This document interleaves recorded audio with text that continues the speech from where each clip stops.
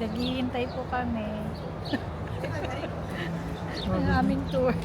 Mga pagod na. Scan na lang. Scan na lang. Titingin siya ng sapatos. Dami, haba ng pila. Yung schedule namin is 1:30. Ang oras na ngayon ay 2:40 na. Yung kinuha naming tour, skip the line. Wala, actually hindi siya totoong skip the line. Pupila ka pa rin talaga sa normal na pila. Tapos syempre, maraming mga tour operators na ganun din. So ang haba. Kasi peak season nga ngayon sa ano na to. Today is January 3. So, aakit kami ang tour namin is visit sa Basilica tsaka aakit sa Dome. I'm not sure kung kakayanin pa namin mag-Basilica kasi more than 1 hour na kami dito nakapila. Hindi pa kami nakaakit sa Dome. Yung pag-akit sa Dome, yun yung may bayad, 15 euros. Tapos yung pasok sa Basilica, libre lang siya. Pero yung binayad namin sa tour na to, nasa 30 plus each. Akala ko kasi pati sa Basilica may bayad, libre lang din pala. Pero syempre dahil nag-avail ka ng tour, actually walang tour guide, bibigyan ka lang ng audio guide. Kaya nagiging mahal siya, 30 plus na. So double siya sa bayad sa Dome. Ayun. So, sana pala pag ganitong season, wag na lang kumuha ng tour kasi mayroon naman kasing yung pilahan din ng mga ticket para magbayad ka for the Dome. Kasi same lang ng same lang, walang same lang kayo ng pipilahan, ng lugar ng pipilahan. Walang special lane for the kaya ganun parang let's say lugi. Ito access din yan sa Dome, guys. Pero yung ticket yan, na-reserve nyo sa may Basilica mismo. St. Peter Basilica na website. Yung ginawa ko kasi sa Klook ako nag-book. Ito ang sitwasyon ng pila ngayon. Yan, hanggang dulo pa yan doon. Tapos tingnan nyo yung likod. Ganyan siya kahaba. Ayan siya, guys. So, 15 euro pag elevator, 10 euro pag gusto nyo mag-stay papuntang Dome. Ito na yung sa Basilica, sa labas. Yan. Pila ng elevator, kaya siya guys, red sticker. Guys, naghagdan na lang kami. Kasi kung 551 steps, pag maghagdan, tapos mga 30 minutes ka makarating sa taas. Tapos, ayan. Pero mag-elevator. Actually, mabilis na mag-elevator. Malapit na tayo eh. Dahan lang. Tapos yung pumila ng elevator, mas nauna pa sa amin. 550 steps tayo ngayon. Mga mosaic yung sa gilid ko, Pakita ko sa inyo, ha? Yan. Ay. Hindi masyadong, malaki masyado. Ayan, Mosaic yan, guys. Tapos ito yung baba niya. Yan sa church. Teka.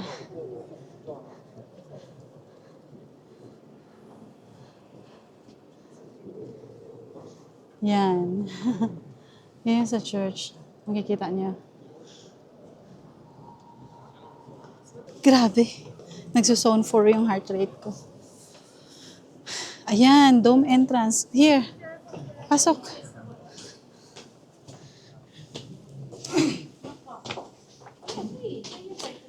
Dome. Akit pa kami. Ayan, may warning sila, ito na yun.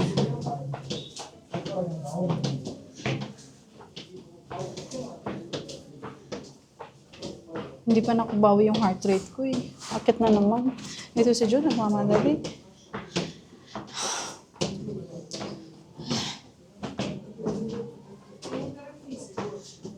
Mauna ka na kasi mamamatay ako pag sasabayan kita. Pahinga muna tayo dito. Pagod ako. Pababain ko lang yung ano ko. Grabe. Ano ba? Ayan. Green na ako. Zone 3. 134 beats per minute. Kanina kasi nag 150, 160. Pababain ko lang saglit. Tara, ikot, ikot. Ganito na siya pataas. O, diba? Naisama ko kayo sa pag-akyat. Nai-imagine ko pag summer, ang init nito. Buti na lang winter ngayon. Pero tingnan yung pawis natin, guys. Butil-butil ang pawis. Ayan, medyo malamig na. May hangin na pumapasok. Sikip na, oh. Diba? Yun ang yasas.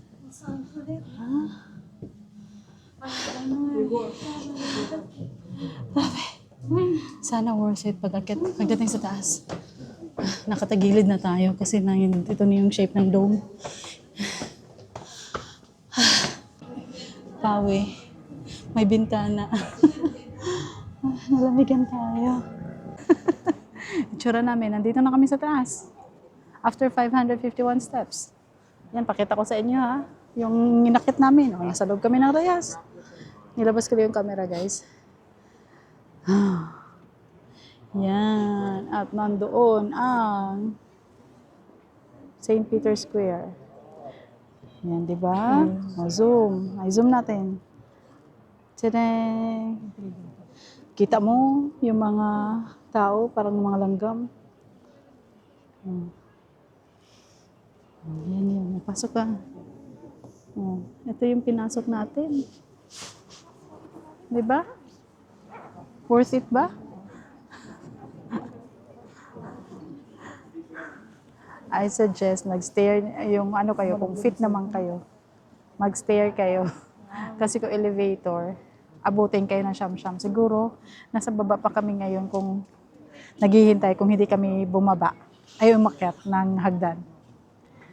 Kasi, ang sabi nung yung elevator daw, hanggang first floor na naman daw, which is 251 steps. Aakyat ka pa rin na another 250 na steps sa hagdan. So, sabi ko, bakit hindi na nga lang maghagdan? Total, ano pa naman ang tuhod natin? Ayan, ang harap. Ikot muna tayo. Yan guys, yan yung Vatican Museum. Tapos yun, doon sa dulo, yung arko, yan.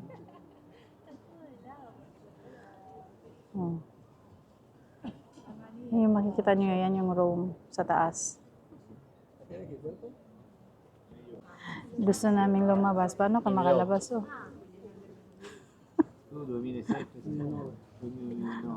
Hindi makalabas. Puno.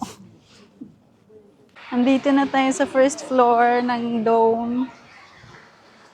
Meron toilet din dito. So kung nakaramdam kayo ng tawag ng kalikasan na ihi at napupo, yan. Tapos, videohan natin yung banda rito, no? Kasi hindi na tayo nakisiksik sa taas kanina. Ay, pakita ko pala muna. Nandun tayo sa taas kanina, yon. Ay, paano ba to? Iakit ko lang to, ha? Yan, nandun tayo. Doon sa tuktok. Tuktok pa. Yan. Hindi masyadong kita dito yung mga tao. Basta dyan tayo sa may pinaka-yan tuktok dito. Ayan. Tapos, tingnan natin yung baba. Ayun yung sa St. Peter na Square. Yung may doon. Teka, zoom ko. Yan. Palibot niya. Yan.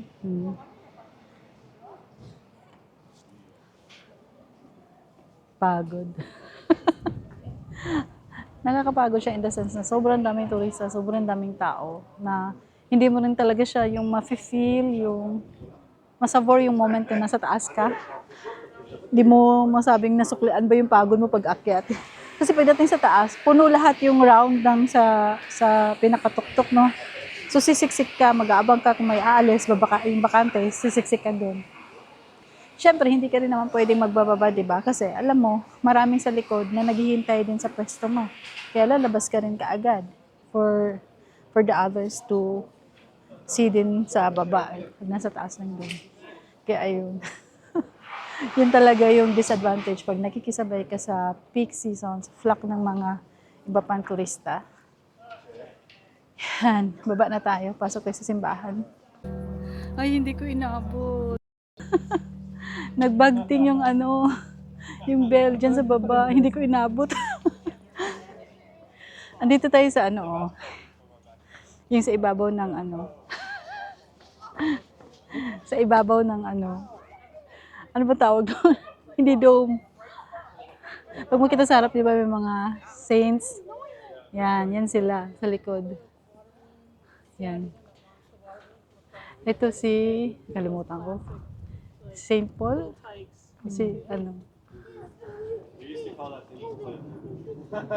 Ayan.